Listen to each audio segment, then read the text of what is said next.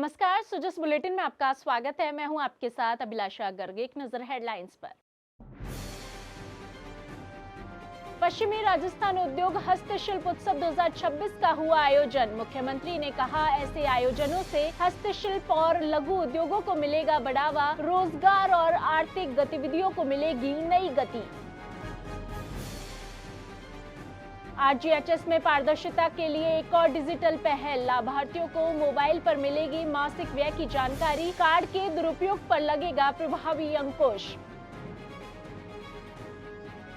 क्षय रोग मुक्त राजस्थान के लक्ष्य को प्राप्त करने के लिए संकल्पित है राज्य सरकार। टीबी मुक्त भारत अभियान के अंतर्गत सक्रिय क्षय रोग खोज अभियान का दूसरा चरण हुआ प्रारंभ। मुख्यमंत्री श्री भजनलाल शर्मा ने लघु उद्योग भारती के द्वारा आयोजित पश्चिमी राजस्थान उद्योग हस्तशिल्प उत्सव का उद्घाटन कर कार्यक्रम को संबोधित किया। जोधपुर के रामलीला मैदान में आयोजित इस उत्सव में मुख्यमंत्री ने कहा कि यह आयोजन पश्चिमी राजस्थान की औद्योगिक क्षमता, हस्तशिल्प कौशल और सांस्कृतिक विरासत को देश दुनिया तक पहुंचाने का सशक्त मंच है। मुख्यमंत्री ने कहा कि राज्य सरकार लघु, सूक्ष्म और मध्यम उद्योगों को प्रोत्साहन देने के लिए निरंतर प्रयासरत है। ऐसे आयोजनों से स्थानीय कारीगरों, शिल्पकारों और उद्यमियों को अपने उत्पादों के प्रदर्शन और विपणन का अवसर मिलता है, जिससे रोजगार सृजन को बढ़ावा मिलता है। हमारे हस्तशिल्प ने एक साथ परंपरा और पहचान का संरक्षण किया है, क्योंकि पहले आप गांव में देखते थे हमारे छोटे छोटे उद्योगों के, जो गांव में लघु उद्योग हमारे चलते थे, वो हमारे गांव की अर्थव्यवस्था को मजबूत करने का काम करते थे, रोजगार देने का काम करते थे। उनके माध्यम से हर क्षेत्र की उनकी पहचान थी। मेले और हाट जो लगाए जाते थे गांवों के अंदर, वो इसीलिए लगाए जाते थे कि 10, 20, 50 किलोमीटर से 100 किलोमीटर से लोग अपना सामान लेकर के आते थे। मेले लगते थे, उनमें 10 दिन 15 दिन रहते थे। हाटें लगती थी, उस हाट में आते थे, वहां सामान का आदान प्रदान होता था। और उस आदान प्रदान के अंदर इतनी ताकत थी कि वो हमारे एक दूसरे के सहयोग भी बनते थे और हमारे अर्थव्यवस्था को मजबूत भी करते थे। और जो हमें आवश्यकता की वस्तुएं होती थी, चाहे वो खाने की हो, ओढ़ने की हो, बिछाने की हो, घर के घर गृहस्थी की हो, उन सब से हम काम चलाते थे। इस अवसर पर मुख्यमंत्री श्री शर्मा ने उत्सव में लगाई गई 41 जिलों की पंच गौरव प्रदर्शनी का अवलोकन किया। उन्होंने प्रत्येक जिले की विशिष्टताओं, स्थानीय उत्पादों और नवाचारों की सराहना करते हुए कहा कि यह प्रदर्शनी राजस्थान की विविधता, आत्मनिर्भरता और विकास क्षमता को दर्शाती है। इस अवसर पर मुख्यमंत्री श्री शर्मा ने सामाजिक सरोकारों को प्राथमिकता देते हुए जीवनदायिनी एम्बुलेंस को हरी झंडी दिखाई और दिव्यांगजनों के सशक्तिकरण के लिए उन्हें स्कूटी वितरित की। इस दौरान मुख्यमंत्री ने कहा कि यह उत्सव हमारे सूक्ष्म, लघु और मध्यम उद्यमों को सशक्त बनाने और स्थानीय हस्तशिल्प को बढ़ावा देने की दिशा में एक महत्वपूर्ण कदम है। हस्तशिल्प उद्योग ग्रामीण भारत के सशक्तिकरण का माध्यम है, श्रमिकों के सशक्तिकरण का माध्यम है, महिलाओं के सशक्तिकरण का माध्यम है और युवाओं के सशक्तिकरण का माध्यम है, गरीबों के स्वावलंबन का माध्यम है। और ये श्रम की गरिमा को भी स्थापित करता है और इससे हमारे श्रम का सम्मान भी होता है, जो उस तरह का काम करते हैं उन सभी लोगों का। हमारे लिए हमारे हस्तशिल्पियों का कल्याण सर्वोपरि होता है।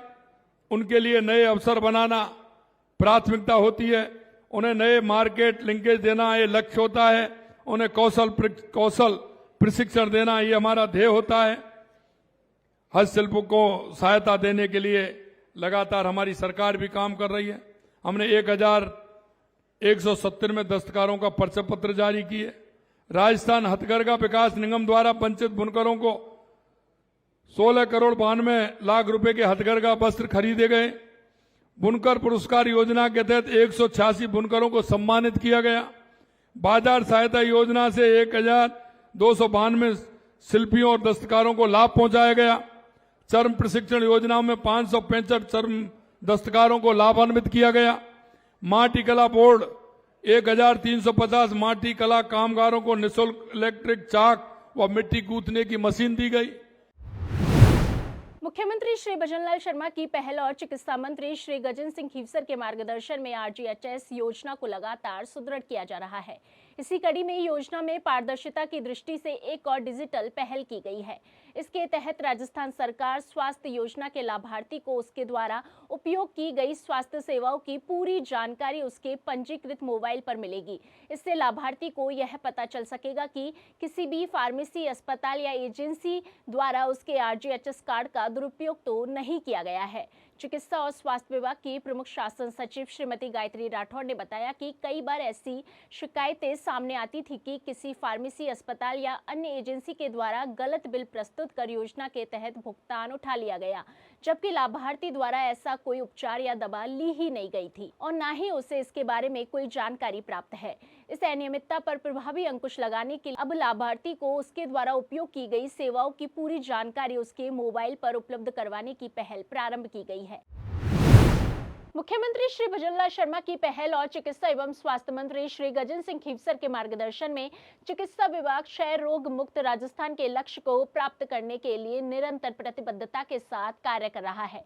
इसी क्रम में टीबी मुक्त भारत अभियान के अंतर्गत 25 दिसंबर 2025 से सक्रिय क्षय रोग खोज अभियान का दूसरा चरण प्रारंभ किया गया है, जो कि 15 जनवरी 2026 तक संचालित किया जाएगा। चिकित्सा विभाग की प्रमुख शासन सचिव श्रीमती गायत्री राठौड़ ने बताया कि यह अभियान 15 जनवरी 2026 तक संचालित किया जाएगा।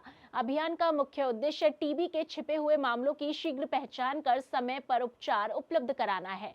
उन्होंने बताया कि अभियान के अंतर्गत PL, HIV, मधुमेह रोगी, 60 वर्ष से अधिक आयु वर्ग के कुपोषित व्यक्ति, धूम्रपान मद्यपान करने वाले, प्रवासी श्रमिक, आदिवासी समुदाय, पूर्व टीबी रोगी, साथ ही खनन और निर्माण स्थलों, जेलों और शहरी झुग्गी बस्तियों में रहने वाले लोगों की घर घर जाकर स्क्रीनिंग की जा रही है। मुख्यमंत्री श्री भजनलाल शर्मा की पहल पर राजस्थान में मुख्यमंत्री मंगला पशु बीमा योजना के तहत 42 लाख से अधिक पशुओं को निःशुल्क बीमा सुरक्षा दी जा रही है। योजना में गाय, भैंस, बकरी, भेड़ और ऊंट शामिल है। अब तक 10 लाख से अधिक पशुओं का बीमा हो चुका है। मुख्यमंत्री श्री शर्मा ने कहा कि यह योजना किसानों को आर्थिक नुकसान से बचाने और ग्रामीण आजीविका को मजबूत बनाने में महत्वपूर्ण भूमिका निभा रही है।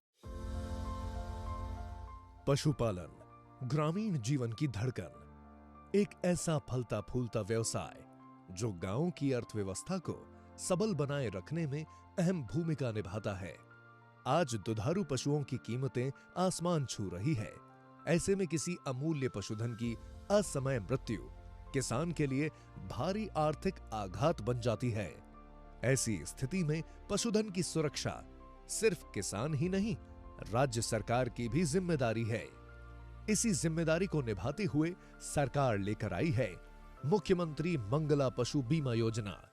इस योजना के तहत दुधारू गाय, भैंस, भेड़, बकरी और ऊंटों सहित कुल 42 लाख पशुओं का बीमा पूरी तरह निःशुल्क किया जा रहा है।